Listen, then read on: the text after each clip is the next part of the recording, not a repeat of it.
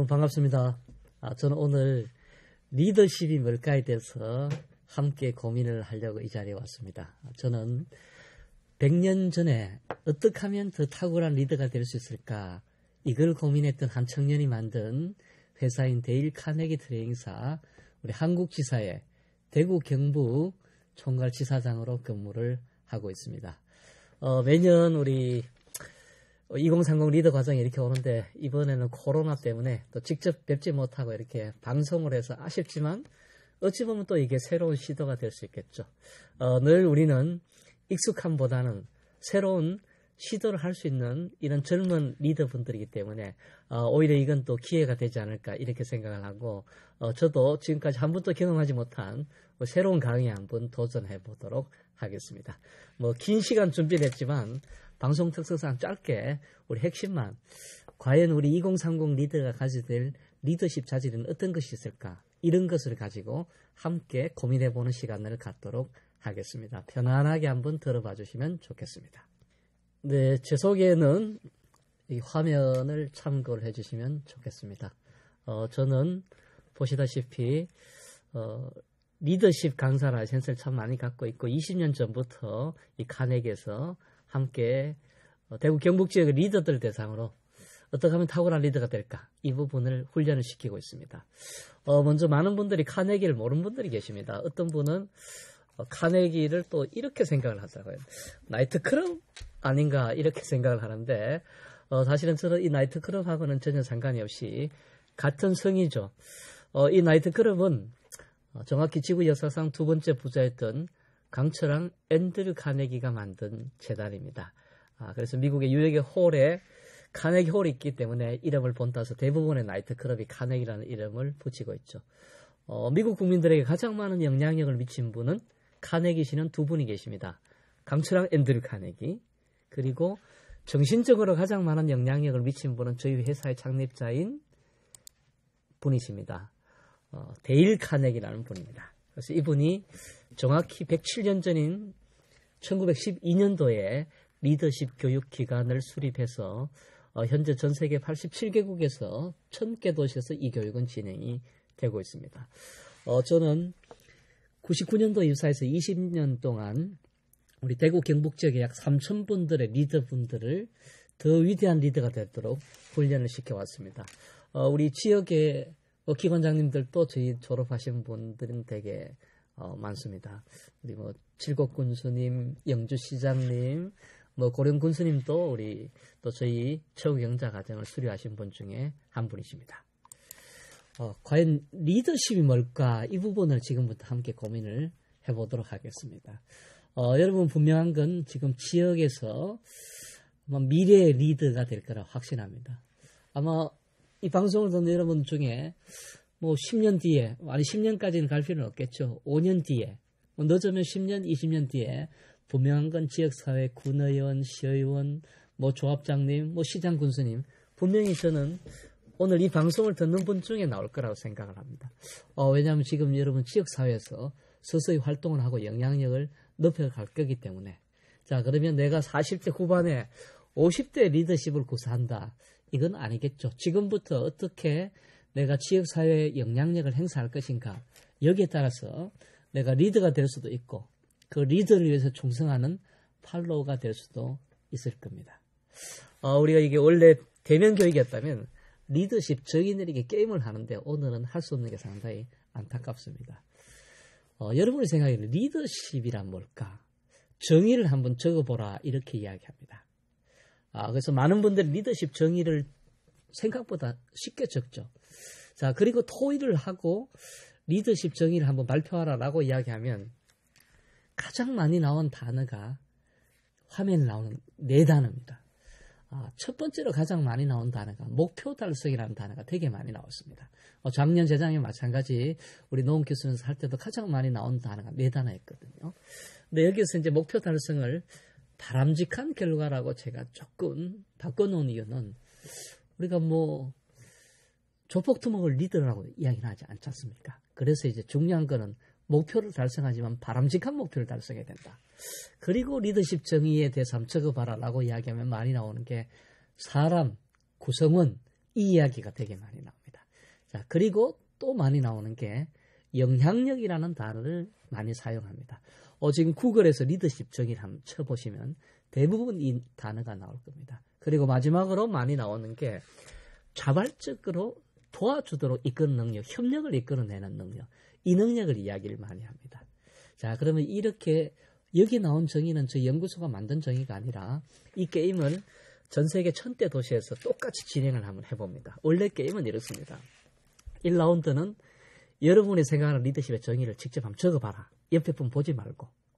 자, 그리고 두 번째는 끝말잇기로 한 분이 한 단어씩만 적기 해서 칠판에 이걸 적는 게임을 합니다. 첫 번째 분이 리더십이란, 그럼 두 번째 분이 또 와서 자기 생각을 한 단어 적고, 자, 이렇게 해서 끝말잇기로 침묵 상태에서 정의를 내리기도 한번 해보고, 세 번째는 직접 토의해서 다시 한번 적어라. 이렇게 해보면 끝말잇기 한 것과 토의한 건 차이가 엄청나게 크겠죠. 자, 그렇다면 이 차이는 끝말잇기는 리더십이 개입 안 되도록 한 거고, 토의는 리더십 행위들이 개입되도록 한 거죠. 그러면 간단한 이 게임을 해봐도 리더십이 구사된 토의를 한 것과 리더십이 구사되지 않고 그냥 방치한 끝말잇기 정의는 엄청난 차이가 있더라는 겁니다. 그만큼 리더십이 중요하다는 의미겠죠. 자, 이 정의에 보면 여러분들이 탁월한 리더가 되는 정답은 이미 다 나와 있습니다. 자, 여기서 가장 중요한 단어는 영향력이라는 단어죠. 결국은 영향력이라는 건 어떻습니까? 여러분들도 지역사회에 영향력을 미치겠죠. 예를 들면 여기 4H 회장님도 계실 거고 다양한 모임을 하고 계실 텐데 어떤 분은 어떤 이야기를 하면 후배나 회원들이 어떻습니까? 그런 것 같네. 야, 도와줘야 되겠다. 이런 분이 있는 반면에 어떤 분은 이야기를 하면 왜 저런 이야기를 하지? 그래서 뒤에서 호박씩 까는 경우도 많죠. 결국은 이게 영향력이라는 건 내가 어떤 말을 했을 때 얼마나 나를 잘 따라주는가, 먹히느냐 안 먹히느냐 이 차이겠죠. 단순히 말을 잘한다는 의미는 아닐 겁니다. 그래서 어떻게 하면 결국은 영향력을 행사해서 내 영향력을 받은 사람들이 자발적으로 나를 위해서 헌신해 줄 건가, 이게 리더십이라는 거죠. 자, 여기 보시면 우리 바람직한 결과, 예를 들면 이런 겁니다. 4H 회장님이 계신데 이번 가을에 체육대회를 한다. 그러면 체육대회를 한다면 많은 회원들이 참여를 적극적으로 해주는 게 이게 회장님의 목표겠죠. 그러려면 어떻게 해야 되겠습니까? 평소에 여기 조직원, 우리 회원들입니다. 우리 4H 회원들에게 어떤 식으로 영향력을 행사해야 그들이 스스로 회장님 제가 알아서 하겠습니다. 평소에 어떤 식으로 영향력을 행사할 것인가, 이게 리더십이라는 거죠. 쉽게 내 잘 도와주도록 어떻게 할 것인가. 자, 그러면 평소에 여러분들은 영향력을 어떻게 행사합니까? 날 잘 도와주도록 하기 위해서는 가장 쉬운 게 뭡니까? 술 사준다, 밥 사준다, 아니면 상가집에 간다, 결혼식에 간다. 이 모든 게 뭐겠습니까? 이게 결국은 인간관계 능력이라는 겁니다. 평소에 관심을 전혀 갖지 않다가 체육대회 할 점에 전화해서 체육대회에 와라. 오기는 오겠죠. 하지만 중요한 포인트, 이렇게 자발성이라는 거, 자발적인 협력, 이런 게 사라져버리면 사실은 영향력은 어려워진다는 거죠. 자, 그래서 우리가 많은 인간관계를 배워야 되는 이유는 리더십의 필수 요소이기 때문이라는 겁니다. 그래서 시중에 가시면 수많은 책들 중에 인간관계와 관련된 책들이 많은 이유도 여기 있겠죠. 자, 우리 후반부에 왜 이렇게 인간관계가 중요한지, 왜 어려운지 이걸 짤막하게 한번 살펴보도록 하겠습니다.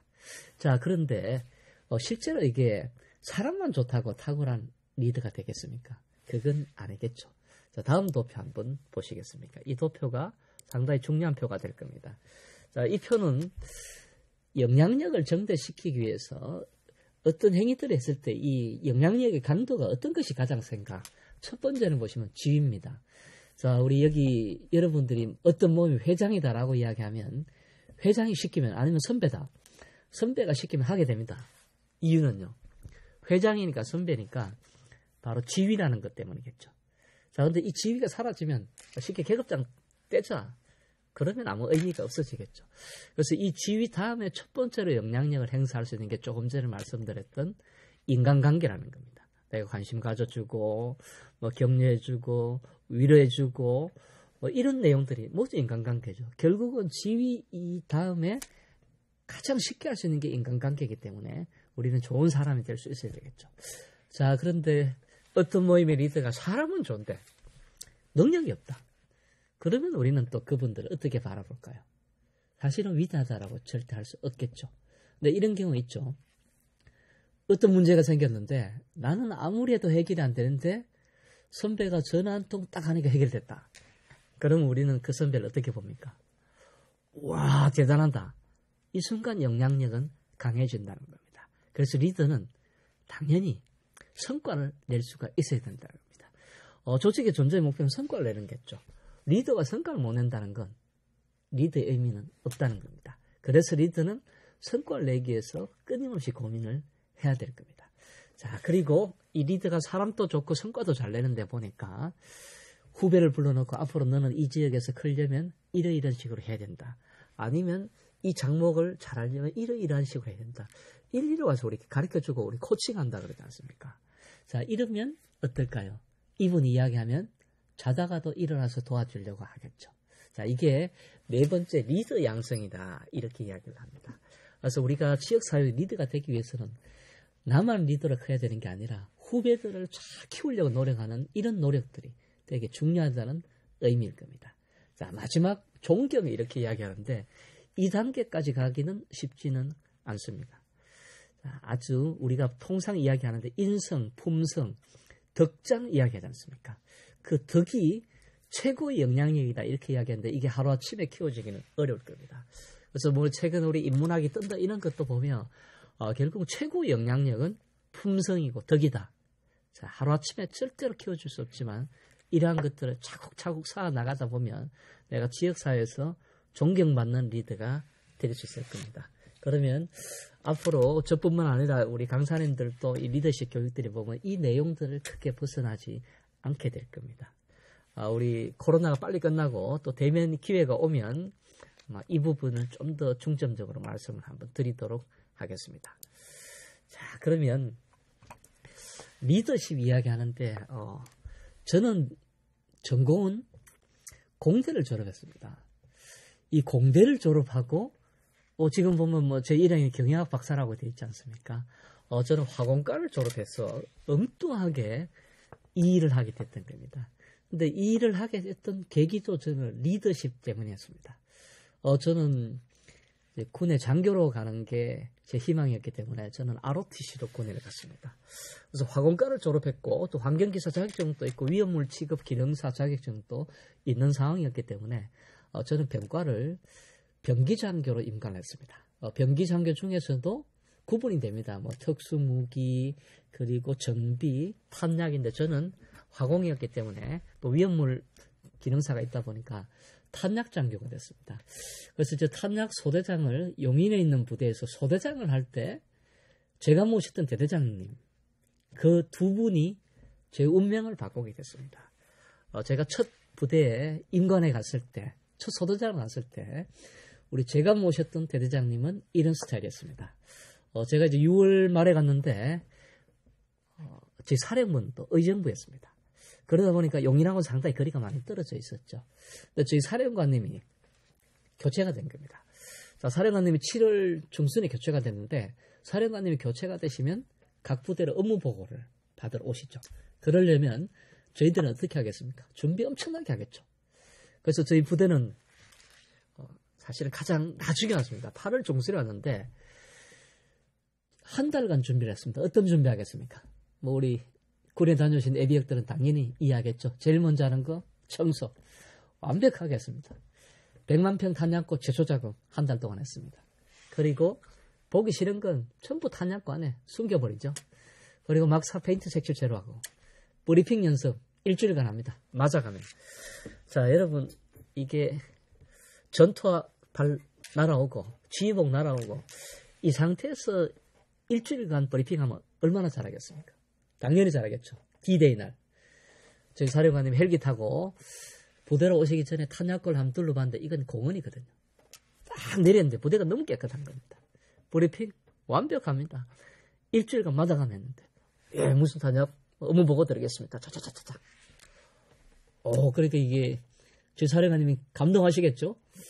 너무 부대가 깨끗하니까 이제 탄약고 한번 둘러봐야지. 그러시죠.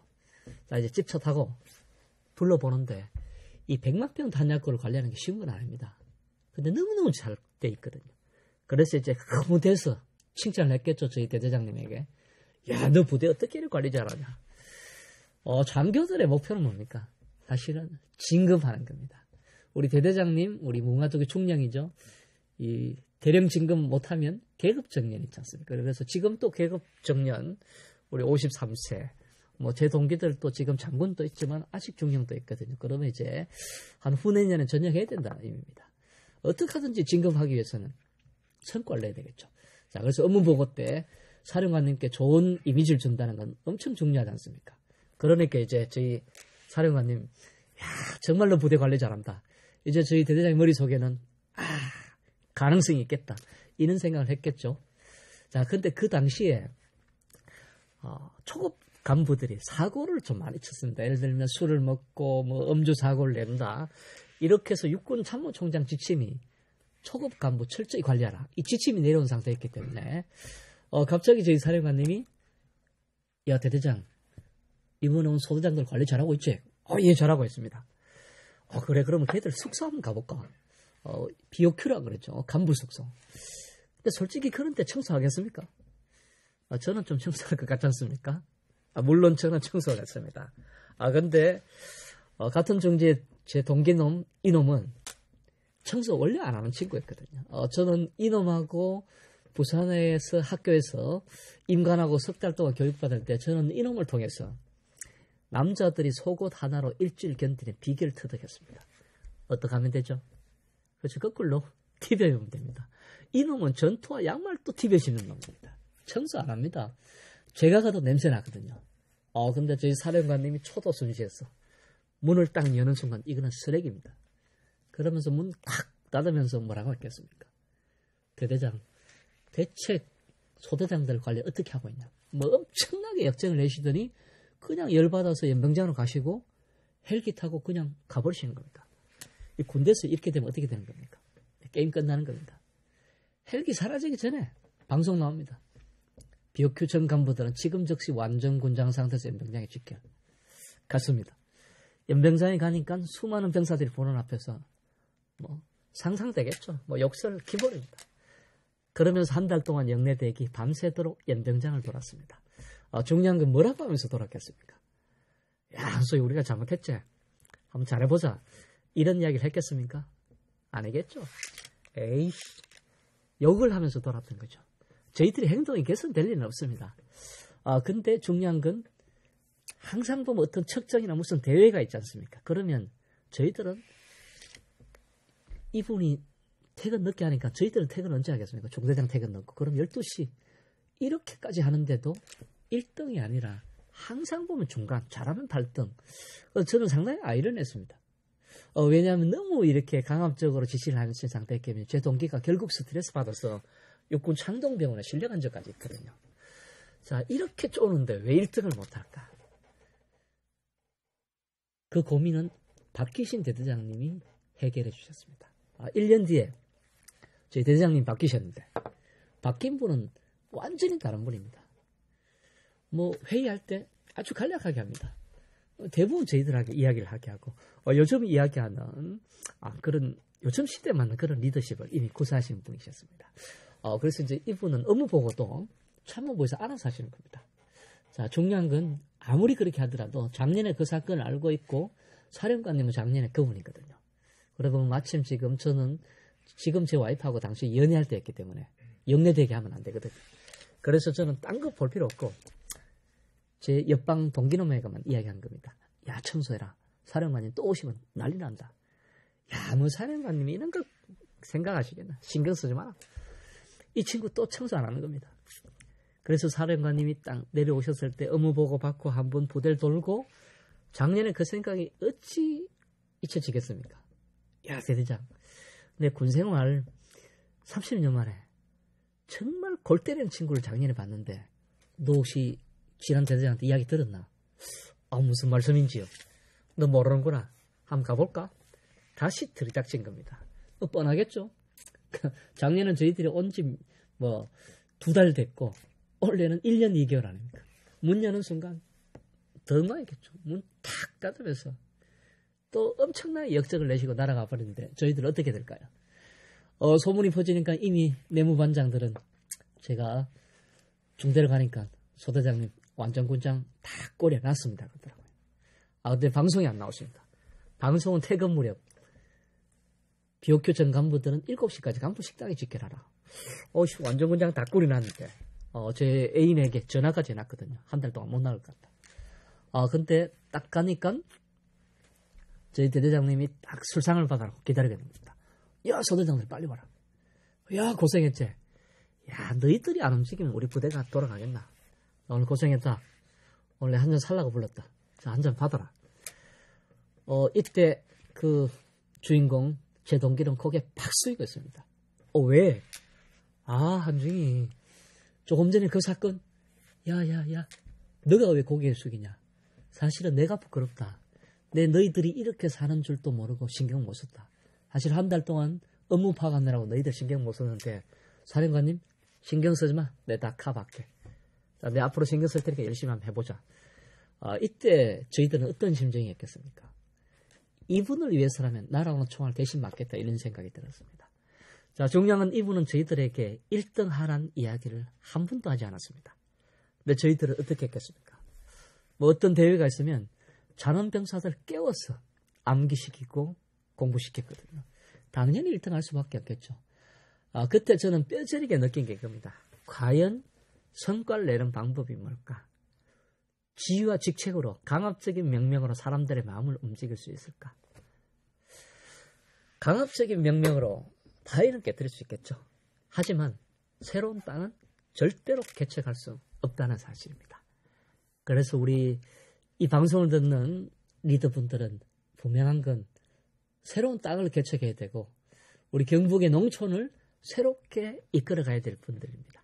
그렇다면 결국은 내가 선배인데 내가 회장인데 이런 지휘와 직책에 따른 강압적인 영향력이 아니라 마음에서 우러나는 영향력으로 지역사회를 이끌어가는 리더가 돼야 되지 않을까 생각을 합니다. 그래서 저는 여기에 너무 충격을 받아서 결국은 제가 이 강의를 하는 정훈장교로 턴을 해서 저는 5년차 때 대위 때 전역을 하고 또 여기서 고민을 하다 보니까 엔지니어 길을 포기하고 결국은 이쪽 길로 접어들어서게 됐던 겁니다. 자, 그래서 20년간 저도 이 리더십 강의를 하고 다시 대학원을 가서 리더십으로 석사학위를 받고 박사학위를 받아봤지만 사실은 깊이 있게 고민을 해도 의외로 이게 간단한 것 같습니다. 여기 나오는 이 토표만 보면 우리 청년 리더들이 어떻게 지역사회에서 신뢰받는 리더가 될까 답이 다 나올 겁니다. 자, 그럼 한번 생각해 보시죠. 여러분들은 어떤 사람들을 신뢰하십니까? 자, 우리 지역사회를 한번 보시죠. 저 사람 정말 믿을만한데 뭐를 보고 판단을 하죠? 자, 예를 들면 처음 만났다. 아니면 만난 지 몇 달 됐다. 저 사람 믿을만하다. 신뢰할 만하다. 도와줘야 되겠다. 이런 느낌이 들 때 사람들은 크게 4가지를 보고 판단합니다. 자, 첫 번째 판단하는 게 뭡니까? 첫 인상을 봅니다. 첫 인상을 보고 저 친구 괜찮은데 아니면 좀 도와줘야 되겠는데 이게 어떻게 보이는가? 그래서 우리가 바깥으로 보여지는 모습. 사실은 이 교육 과정에 보니까 커뮤니케이션 또 이미지와 관련된 이런 내용들도 있지 않습니까? 그래서 리더가 사실은 너무 바깥으로 그럴 필요는 없겠지만 보여지는 이런 이미지들도 신뢰감을 주는데 특히 첫인상은 어떻습니까? 첫인상이 형성되는 데는 통상 7초 이렇게 이야기하는데 한국 사람들은 급하기 때문에 3초 만에 끝나버리거든요. 하지만 실제 내 모습이 그렇지 않지만 이거를 내 본 모습을 보여주려면 최소한 우리가 몇십 번을 만나야 된다 이렇게 이야기하거든요. 그러면 우리는 리더로서 좋은 영향력을 행사하려면 평소에 지역사회에서도 내가 보여지는 이미지 그렇다고 옷을 되게 잘 입어 이런 거 아니겠죠. 우리 보시는 분들에게 미소 짓고 인사 잘하고 이런 보여지는 것도 사실은 되게 중요하다는 의미일 겁니다. 우리 두 번째 한번 보겠습니다. 저 친구 사람은 되게 깔끔하고 좋습니다. 근데 만약에 술을 한 잔 먹어보고 아니면 어떤 행사를 함께 한번 진행을 해보고 함께 한번 어울려져서 행동을 보면 저 친구 또 믿을 만한데 아니면 어떤 분은 이거 제가 내일까지 하겠습니다. 근데 어떤 분은 꼭 내일까지 하는데 어떤 분은 연락이 두절돼 버리죠. 그러면 이게 뭡니까? 그 사람의 행동에 대해서 신뢰가 안 가는 거죠. 그래서 우리는 그 사람이 신뢰가 가느냐 안 가느냐 판단할 때 상대의 행동을 보고 많이 판단을 합니다. 우리 은행일치 이렇게 많이 이야기하는 것도 결국은 말과 행동이 달라져 버리면 신뢰가 깨져버리기 때문이라는 겁니다. 그래서 우리가 어떤 행동을 해야 될 것인가. 자, 그리고 이제 세 번째는 그분하고 차를 한잔하고 대화를 한번 나눠보면 이 친구 믿음이 간다, 안 간다 나옵니다. 여기서 포인트는 어떤 이야기를 하는가 여기에 따라 달려있다는 겁니다. 어떤 분은 어떻습니까? 농촌의 미래에 대해서 아주 희망적인 이야기를 하고 긍정적인 이야기를 하고 이런 이야기를 하는 친구들도 있지만 어떤 분은 어떻습니까? 가망이 없다, 희망이 없다. 그리고 우리 동네는 어쩌고 저쩌고 누구 욕을 하고 늘 부정적인 이야기만 합니다. 그럼 나도 에너지가 떨어지겠죠. 그럼 속으로 어떤 이야기를 하겠습니까? 왠지 이 친구하고는 가까이 해서는 안 되겠다 이런 생각이 들겠죠. 결국은 그 사람들과 대화를 해보면 어떤 말을 하는가 이것도 우리가 신뢰를 판단하는 중요한 요인이 된다는 겁니다. 자, 그리고 이제 네 번째는 똑같은 말을 하더라도 우리 커뮤니케이션 기법적인 차원에서 이 이야기를 어떻게 하는가 이것도 되게 중요합니다. 어떤 분은 뭐 여기에 대해서 어떻게 생각하십니까? 라고 이야기하면 아주 일목요연하게 이야기하고 어떤 분은 이 말했다가 저 말했다가 횡설수설하죠. 그리고 횡설수설하게 되면 그분에 대한 신뢰도는 급격히 떨어지겠죠. 어떤 회장님은 마이크를 들고 한마디 딱 하면 모든 회원들이 고개를 끄덕끄덕거릴 거 아닙니까? 근데 어떤 분은 이야기를 하면 그렇지 않거든요. 그래서 우리가 리더가 된다는 건 효과적으로 내 생각을 어떻게 잘 전달할까 이게 우리 커뮤니케이션 스킬. 그래서 우리 앞으로 2030 과정에 이 스킬 수업도 들어있지 않습니까? 그래서 그것도 여러분들이 공부를 잘 하셔서 이 네 가지 측면에서 내가 과연 신뢰를 줄 수 있는 리더인가 아니면 나는 그렇게 지금 행동을 하고 있는가 보완해야 될 것은 무엇인가 이 부분들을 한번 고민하면서 익혀가는 그런 시간이 되시기를 기대하겠습니다. 자, 그러면 저는 이 네 가지 측면에 일일이 터치하기보다 제가 고민해 보니까 지역에서 신뢰받는 리더가 되려면 세 가지는 기본으로 가져가야 된다. 오늘 남아있는 시간 동안 이 세 가지 정도는 말씀을 드리겠습니다.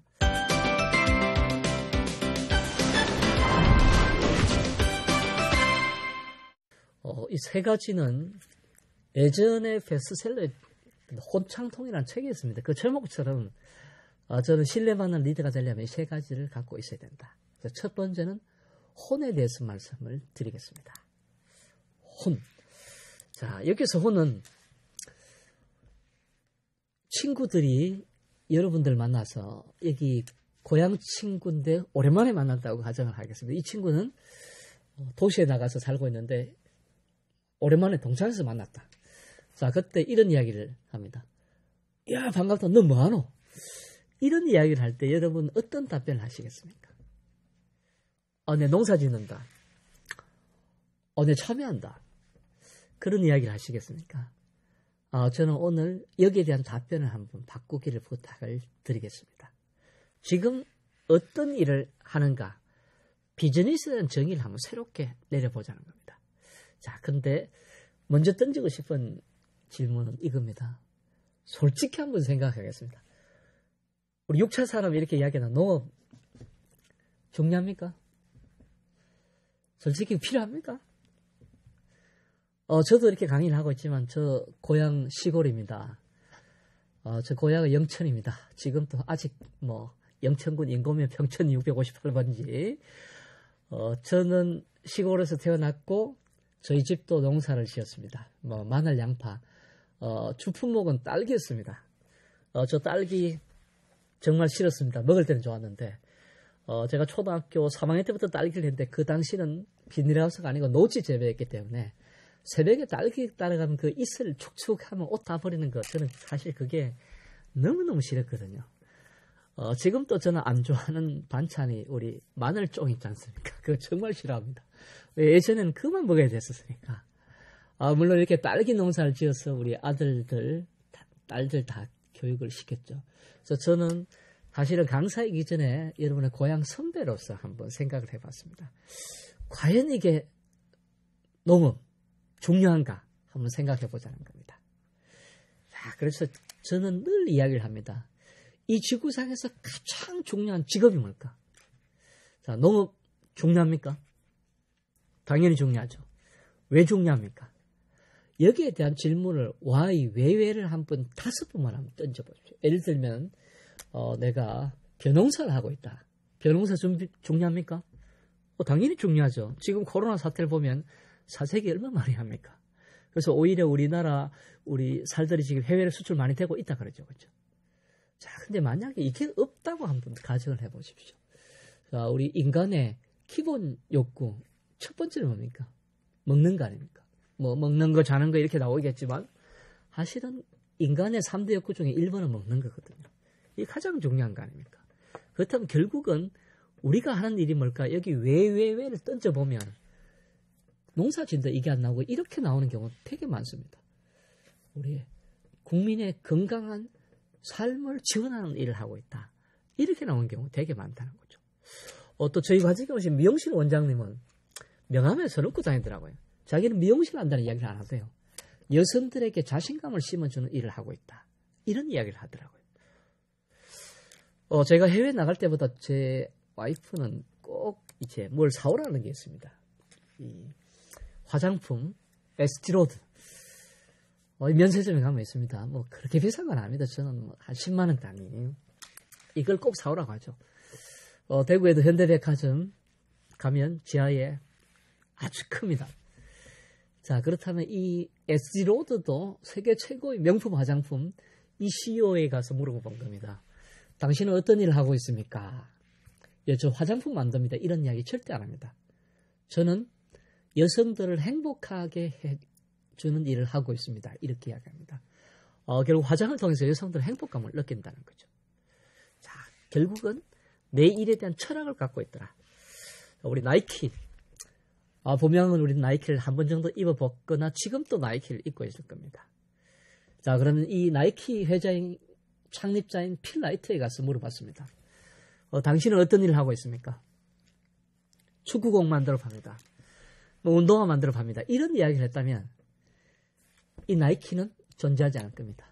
아시다시피 나이키는 아디다스의 후발주자였거든요. 자, 1965년 육상선수 출신인 필 라이트는 코치와 함께 뭐 육상선수 세계급이 아니었기 때문에 갈 데가 없으니까 그냥 회사를 만듭니다. 무슨 회사냐면 운동화를 일본산 저가 운동화를 사서 트럭에 싣고 전역으로 달리는 행상이었습니다. 이미 그때 이분은 그냥 행상이 아니라 블루리본 스포츠 컴퍼니 이렇게 회사로 붙여 다녔죠. 당시 세계 최고는 아디다스였거든요. 그러니까 아디다스 직원들이 뭐라고 했겠습니까? 야, 뭐 행상이 주식회사냐. 필 라이트는 이야기하죠. 두고 봐라. 네가 이기란 내가 이기라. 딱 15년 만에 1980년도에 아디다스의 매출을 따라잡습니다. 나이키는 이렇게 이야기합니다. 저는 사람들에게 승리의 기쁨을 주는 일을 하고 있습니다. 무엇을 통해서? 나이키의 철학, just do it. 쉽게 just do it 뭡니까? 배째고 들이대라. 그냥 아무 생각하지 말고 단지 곧바로 행동해라. 이런 의미죠. 결국 나이키는 철학을 갖고 있었기 때문에 세계 최고의 기업이 될 수 있었던 겁니다. 자, 그러면 우리 6차 산업을 이끄는 여러분들이 단순하게 나는 그냥 시골에서 부모님과 함께 농사 짓는다. 이런 생각을 갖고 있다면 지역의 리더는 되기는 어려울 겁니다. 하지만 나는 대한민국의 건강한 먹거리 생산과 국민들의 건강과 국민들의 행복을 위한 일이다. 이 지구상의 수많은 직업 중에 가장 중요한 직업은 농업이다. 내가 하는 일이다. 여기에 대해서 신적인 신념을 가지는 것. 이것이 저는 영향력의 관건이라고 생각을 합니다. 예를 들면 내가 농업에 대한 확신과 신념이 없는데 시골로 와라. 희망이 있다. 이런 이야기를 하면 이건 거짓말이 되겠죠. 얼마나 내가 내 일에 대한 신념을 가지는가. 분명한 건 6차 산업 농업 희망이 있다는 건 알고 있지 않습니까? 자, 이 2030 리더를 과정을 통해서 여러분들이 얼마나 이 농업이 희망이 있는 일인지, 가치 있는 일인지를 계속 생각해 주시길 부탁을 드리겠습니다. 그래서 1번 저는 혼 이렇게 이야기를 하겠습니다. 자, 우리 두 번째 창이니까 이제 창으로 한번 가보도록 하겠습니다. 우리 다윗과 골리앗 이야기를 아실 겁니다. 우리 쉽게 이걸 재해석하면 어떤 겁니까? 이 다윗이 속한 나라와 이 골리앗이 속한 나라가 전쟁을 치고 있었죠. 전쟁을 하고 있었는데 비등비등한 나라였죠. 그러니까 이제 쉽게 이 나라들이 이 산능성에 이쪽 산능성에 포전을 하고 이쪽 산능성에 포전을 하고 있어서 서로 욕만 하고 있었겠죠. 자, 이 내려오면 어떻습니까? 화를 쏘니까 다 죽어버리니까 안 내려오고 서로 욕만 하고 있으니까 이게 전쟁이 안 되는 겁니다. 그래서 이래서는 안 되겠다. 두 나라가 협상을 하죠. 대표 선수 출전시켜서 이기는 나라가 이기는 걸 하자, 전쟁을. 좋다. 자, 그래서 이제 이쪽은 골리앗이 있었기 때문에 우리는 이긴다. 그래서 출전시킵니다. 보니까 키도 2m 넘고 뭐 너무너무 잘할 것 같죠. 근데 이제 이쪽 나라는 어떻습니까? 다윗이 속한 나라는 겁에 질려서 포기하는 겁니다. 아무도 안 나가죠. 그러니까 왕이 저기 나가서 싸워서 이기는 자에게 내 딸을 주겠다. 부마로 삼겠다. 이렇게 이야기하는 겁니다. 자, 그러니까 한 소년이 나타납니다. 뭐 조그만하죠, 키도. 제가 하겠습니다. 참 가짜치도 않죠. 하지만 용기는 가상했지 않습니까? 그래서 너무 용기가 가상해서 그냥 빈손으로 왔기 때문에 내 갑옷과 칼을 주겠다라고 이야기하니까 필요 없습니다. 저 방법이 있습니다. 자, 근데 결론은 어떻게 됐습니까? 자, 이 다윗은 목동이었기 때문에 돌팔매질을 잘했죠. 쉽게 돌팔매질 막 돌리고 나가니까 골리앗이 웃지 않습니까? 하지만 정확하게 골리앗의 이마를 가격하고 골리앗이 그 돌을 맞고 쓰러지는 순간 골리앗이 들고 있는 칼로 목을 베버린 거죠. 자, 여기 보면 우리가 불가능을 가능으로 만드는 거, 뭐 계단으로 바위치기 사실 이렇게 이야기하는데 사실은 이걸 재해석하면요. 다윗이 이길 수밖에 없는 게임이었습니다. 제가 이제 탄약장교라고 했지 않습니까? 그래서 제가 92년도에 부산에 있는 병기학교에서 훈련을 받을 때 저희 교관이 이야기해 준 겁니다. 이건 원래 게임이 안 되는 거였다. 이 군사과학자들이 조사를 했답니다. 이 돌팔매질의 속도가 얼마인가? 이걸 조사해 보니까 현재 권총 속도하고 똑같은 겁니다. 그럼 결국 이 권총과 칼의 싸움 원래 게임이 안 됐다는 겁니다. 그러면 이것이 우리들에게 의미하는 바, 결국은 저는 지금 대한민국 농촌이 희망을 가지려면 아마 거대 농업 자본들, 전 세계 거대 농업 자본들 엄청나게 많겠죠. 특히 또 이제 코로나 사태 이후가 되면 어떨까요? 우리는 요즘 뭐 기원 전후 따질 때 뭐 예전에는 ACBC, 뭐 애프터, 뭐 예수 이후 이렇게 이야기했지만 지금은 어떻습니까? 비포 코로나, 애프터 코로나라고 이야기하지 않습니까? 아마 코로나 이후에는 이번에 코로나 사태 되면서 전 세계가 봉쇄를 하고 또 베트남이나 말레이시아에서 쌀을 수출하지 않고 이렇게 되다 보면 결국 이 식량은 자원화가 되고 이게 무기화가 되는 그런 단계로 나아갈 수 있겠죠. 그러면 각 국가에서 여기에 대한 신경을 사실은 엄청나게 쓸 겁니다. 그렇다면 결국은 거대 자본과 싸우려면 우리는 어찌 보면 다윗이라는 겁니다. 그러면 다윗이 골리앗을 쓰러뜨리기 위해서는 또 기존에 예를 들면 여러분들이 이제 귀농을 했다. 그러면 기존 사람들과 싸워야 될 거 아닙니까? 그러려면 결론은 나만의 돌팔매를 갖고 있어야 된다. 남들과 다른 나만의 어떤 노하우, 나만의 특기. 자, 과연 여러분들은 나만의 돌팔매질 어떤 것을 갖고 계십니까? 자, 그것을 가지려면 가장 중요한 요인 한 가지가 있습니다. 그 부분을 말씀을 드리겠습니다. 지구 역사상 최고 부자 누굴까요? 1위. 네, 1위는 빌 게이츠도 아니고 지구 역사상 최고 부자 1위는 석유 재벌 록펠러입니다. 2위는요. 강철왕 앤드류 카네기. 3, 4위는 계속 바뀝니다. 그래서 지구 역사상 최고 부자 1번부터 75번까지 줄을 세우니까 한국 사람 있겠죠. 우리 이병철 회장님이 한 분이 들어가 있대요. 자, 근데 지구 역사상 최고가부 1위부터 75위까지 중에 20%는 15명의 공통점이, 특이한 공통점이 나타났습니다. 그게 뭘까요? 많은 분들이 이렇게 이야기하죠. 뭐 열정적이었다. 아침형 인간이었다. 그건 맞는 말이겠죠. 뭐 적극적이었다. 실패를 뭐 딛고 일어섰다. 이런 건 맞는데 이 20%의 공통점은 특이하게 출생 연도가 1830년대에 태어났던 사람들입니다. 이게 어떤 의미입니까? 1830년대에 태어났다는 건 이들이 20대, 30대 때 바로 우리 2030 리더 나이 때 미국 역사상 최고의 격변기가 있었죠. 뭡니까? 1861년부터 65년까지. 그렇죠. 그 나라 역사상 최고의 격변기는 내전이죠. 남북전쟁이었습니다. 자, 이게 의미하는 바는요. 가장 혼란스러울 때 부자가 가장 많이 나옵니다. 자, 그러면 우리나라 한번 볼까요? 삼성의 이병철 회장님 1910년생, 정주영 회장님 1915년생. 우리나라 재벌그룹 창업주들의 출생 연도는 또 대부분 1910년, 20년입니다. 이게 의미하는 바. 아무래도 우리나라는 좀 사업이 나이가 미국보다는 조금 더 높았던 것 같아요. 결국은 마찬가지 우리나라도 20, 30대, 40대 왕성하게 활동할 때가 6.25 때 격변기에 되었다는 겁니다. 자, 그러면 결국은 격변기 때 기회가 온다. 자, 요즘 많이 이야기합니다. 4차 혁명 이야기하지 않습니까? 뭐 4차 혁명 내 농업하고 무슨 상관인가 이렇게 착각하는 분도 많습니다. 우리 4차 혁명 많이 이야기하는 게 뭡니까? 뭐 AI, 인공지능, 뭐 자율, 로봇, 뭐 생명공학, 뭐 3D 프린터. 근데 이게 많은 분들이 착각하는 게 이게 과도한 이 두려움을 갖고 있죠. 그리고 이거 완전 전문가들만이 하는 거다라고 생각하는데 사실은 이건 잘못 생각된 겁니다. 4차 산업혁명의 가장 큰 특징은 모든 산업과 연관이 된다는 겁니다.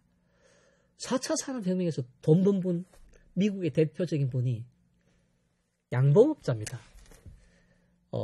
2015년에 있었던 일입니다. 이 양봉업자가 오랫동안 이제 벌을 키우면서 꿀을 채집하는데 보니까 이분은 그동안의 노하우를 생각을 해서 여기 꿀 채집할 때 이게 도구를 뭐 예를 들어서 본인이 생각하기에 이런 식으로 사각형으로 격자로 이렇게 하면 꿀 채집 쉬울 것 같다. 이걸 알게 된 겁니다. 그래서 예전 같으면 이걸 공장으로 보내서 금형을 제작해야 되는데 3D 프린터가 있으니까 친구에게 3D 프린터 제작하는 친구에게 야, 이 그림을 그려가서 이거 한번 만들어봐라. 쉽게 만들죠. 그래서 이거를 창업자들이 좀 투자하십시오라고 하는 그 사이트가 있습니다. 인디고고라고. 여기에 딱 올렸는데 며칠 만에 우리나라 돈으로 150억이 펀딩이 된 거예요. 떼도 먼 거죠, 그죠? 사실은 모든 전 분야에서 함께 가져야 된다. 그러면 지금은 제가 판단할 때 4차 산업 엄청나게 뭐 복잡하다 이렇게 이야기하는데 저는 이게 기회다. 자, 그러면 이 기회를 왔을 때 어떻게 잡을 건가? 제가 지금 말씀드린 시기를 이야기하는 겁니다. 자, 다시 한번 볼게요. 다른 내용들 한번 보시면 빌 게이츠, 스티브 잡스의 가장 큰 공통점, 뭐 다른 요인 중퇴 있지만 제가 이야기하고 싶은 공통점은 나이가 동갑입니다. 출생 연도가 같다는 겁니다. 1955년생. 자, IT 1세대들은 대부분 54, 55년생입니다. 그 이유, 이들이 대학 초년생인 1975년도에 단돈 $300만 주면 개인용 컴퓨터를 살 수 있는 유일한 나라는 미국이었던 겁니다. 그래서 사실 IT가 미국이 다 잡고 있는 거죠. 자, IT 2세대들, 뭐 페이스북, 구글, 유튜버, 여기에 대표들은 대부분 30대죠. 이들이 20대 때 인터넷이 기하급수적으로 퍼졌다는 겁니다. 자, 지금 4차 혁명 한 중심에 우리 부모님들보다는 여러분들이 훨씬 더 온라인에 최적화되어 있지 않습니까? 그렇다면 지금은 찬스다. 문제는 이 찬스를 잡는 분이 있고 못 잡는 분이 있죠. 그래서 이 기회를 잡는 분들의 공통점이 뭔가, 이걸 저희들이 1912년부터 뭐 1차 세계대전, 2차 세계대전 한 중심에서 뉴욕에서 이거를 경험을 하면서 많은 사람들 연구했지 않습니까? 그 차이점 말씀드리겠습니다. 아마 오늘 제가 혼창통을 가야 되는데 다는 못 가더라도 또 나머지는 다음 기회에 말씀을 드리겠습니다. 그게 가장 중요한 요인이 뭐냐면 사실은 딱 저는 기회를 놓친 사람들이 가장 사랑했던 단어가 한 단어였습니다. 그 단어가 뭘까? 자, 여러분들이 같은 지역의 회원들하고 여기 교육, 대면교육 올 때도 한번 보십시오. 분명한 거는 입학식 할 때 오면 옆에 누구 앉을까요? 같은 지역에 아는 사람들하고 앉겠죠. 어디 가면 아는 사람들과 앉습니까? 모르는 사람과 앉습니까? 당연히 아는 사람과 앉죠. 왜 아는 사람과 앉으시죠? 그렇죠. 딱 한마디로 편하니까. 이 단어에 미래 경북의 농업을 이끌어갈 것인가, 이끌어가지 못할 건가, 이 네 단어에 담겨있더라는 겁니다. 자, 어떤 게 편안한 겁니까?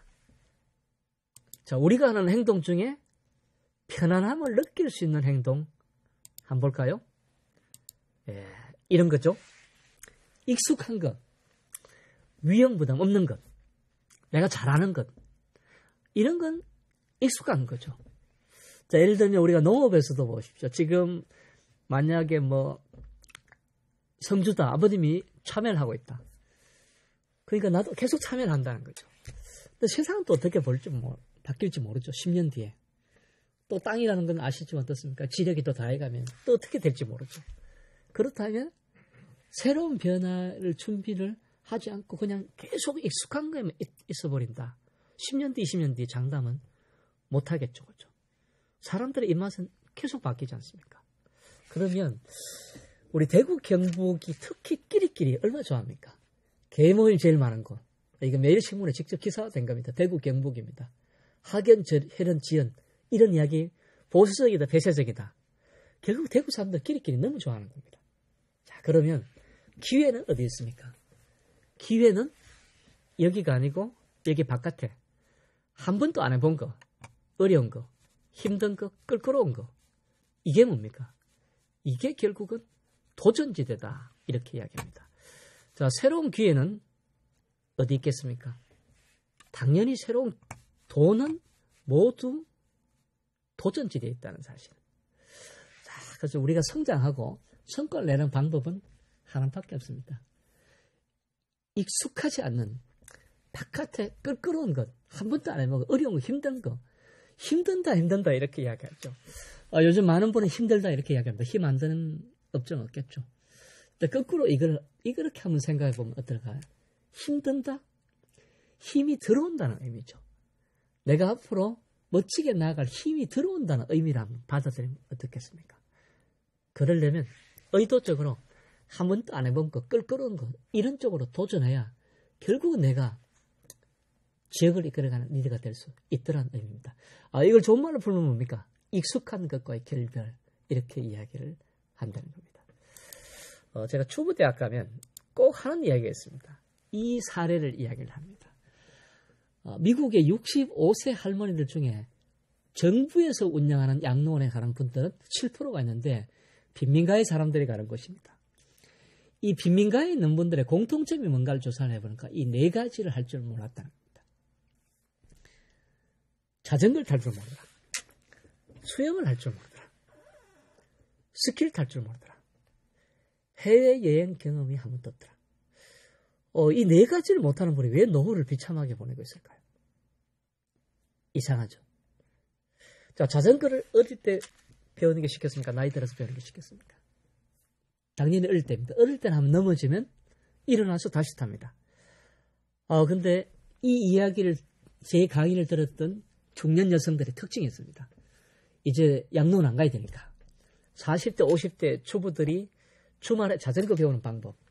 자, 공원에서 사람들이 많은 곳에서 자전거를 배울 때, 자, 누가 뒤에서 잡아주죠? 자, 가다가 탁 넘어졌다. 제일 먼저 하는 행동은요. 네. 딱 일어나서, 아이고, 쪽팔리라. 이런 이야기를 제일 많이 한다는 겁니다. 자, 쪽팔리지 않고 새로운 경험을 할 수 없다는 거죠. 우리 스키장에 가면 제일 먼저 가르치는 게 넘어지는 것부터 가르친다는 겁니다. 자, 결론, 익숙한 것과로부터 결별하라. 이 말씀을 드리겠습니다. 제가 이 이야기를 대구 지역 프랜차이즈 기업들이 많습니다. 대구 지역에는 뭐 예를 들면 우리 치킨, 뭐 우리 교촌치킨도 좀 구매해서 시작해서 대구에서 커서 또 뭐 대한민국 최고의 메이커가 됐죠. 뭐 이런 외식 프랜차이즈가 되게 많죠. 땅땅치킨, 뭐 서가행쿡. 자, 여기에 이렇게 외식 CEO 프랜차이즈를 대상으로 강의를 하러 갔는데 조금 전에 이 이야기. 자, 쪽팔리지 않는 멋진 삶을 사는 방법은 매 순간을 쪽팔림을 가르쳐라. 이 이야기를 딱 하고 나니까 한 대표님이 고개를 끄덕끄덕거리는데 이분이 끝나고 난 뒤에 저희가 와서 감동을 받다면서 뒤에 강의가 없으면 저희 회사를 모시겠다. 회사가 보니까 제가 강의한 근방에 있었습니다. 우리 북구에, 대구 북구에 3공단에 있었는데 밑에 내려가니까 에쿠스가 대기하고 있더라고요. 그래서 이분과 함께 회사를 갔는데 제 머릿속에는 이분이 감자탕집 사장님이었거든요. 뭐 그냥 또 감자탕집에 옆에 사무실 하나겠지 이렇게 생각을 했는데 충격입니다. 저는 뭐 구글 대구지사에 온 줄 알았거든요. 입구에 딱 가니까 포켓볼 따위가 깔려있고 한국 기업 같지 않은 너무너무 멋진 그런 환경이었던 겁니다. 그래서 이분이 이제 뭐 돈 만원만 들고 의정부에서 내려와서 이런 이야기를 하면서 하는데 왜 이렇게 감동을 받은가 보니까 이 회사가 주식회사 보아라라고 이 회사의 사원을 한번 보시죠. 단 한 번뿐인 인생 쪽팔리게 살지 마자 고로 쪽팔리게 일하자. 이분은 바로 연고도 없는 대구에 와서 대구 최고의 감자탕집을 하게 됐던 이유가 바로 이것이었답니다. 무조건 도전했다는 겁니다. 사실 이 감자탕집 대구에만 있는 게 아닌데 여러분 아마 대부분 한번 들어보셨을 겁니다. 바로 이 남다른 감자탕입니다. 우리 이정일 대표님이신데요. 가끔씩 연락을 합니다. 결국은 쪽팔리지 않는 행동을 하면 쪽팔리는 삶이 기다릴 겁니다. 매 순간 쪽팔림으로 가득 채울 수 있는 것. 그게 젊음이 아니겠습니까? 오늘 긴 시간 이야기를 못했습니다. 저는 짧은 시간 여러분들에게 특히 젊은 2030 리더에게 리더십 왜 중요하고 존경받는 리더가 되려면 우리 리더십의 4가지 창을 한번 생각해 보면서 영향력의 단계 그래프 제가 나눠드린 교재에 있을 겁니다. 자, 이거를 기억하시면서 결국은 영향력 있는 리더가 되려면 농업에다 혼을 가지자. 저는 이것이 가장 중요하다고 생각을 합니다. 자, 그리고 나만의 무기를 가지려면 끊임없이 도전하라. 쪽팔리지 않는 멋진 지역의 2030 리더가 되는 방법. 매 순간을 쪽팔림을 가득 채워라. 쪽팔리지 않는 멋진 미래가 여러분들 앞에 펼쳐질 겁니다. 자, 여러분들의 삶과 미래, 최고의 경험이 함께 하시길 기대하면서 오늘 강의는 여기서 마치겠습니다. 다음에 꼭 대면으로 뵐 수 있기를 기대하겠습니다. 감사합니다.